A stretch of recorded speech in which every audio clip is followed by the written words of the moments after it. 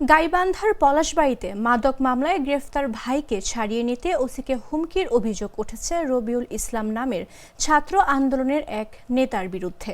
২৪ ঘন্টার মধ্যে ওই ওসিকে প্রত্যাহারেরও হুমকি দেন তিনি। বুধবার দুপুরে পলাশবাড়ী থানায় এ ঘটনা ঘটে। এ ঘটনার ১ মিনিট ২৬ সেকেন্ডের একটি ভিডিও জাগো নিউজের হাতে এসেছে। ভিডিওতে দেখা যায় একদল তরুণ পলাশবাড়ী থানার ভারপ্রাপ্ত কর্মকর্তার রুমে।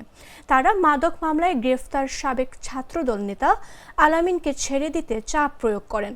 ওসি এতে রাজি না হলে ২৪ ঘন্টার মধ্যে তাকে অপসারণ, গালিগালাজ সহ বিভিন্ন হুমকি দেন।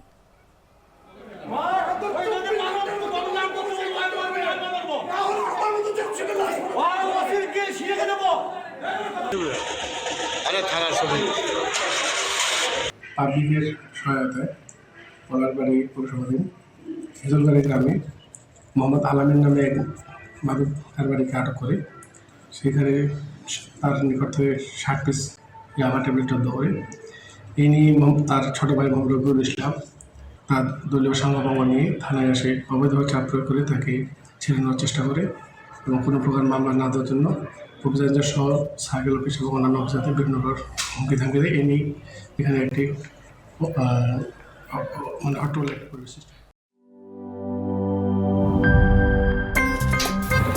আমার একটা স্মার্ট সিদ্ধান্তে 25% গ্যাসের খরচ কমেছে। ভাবছেন কিভাবে?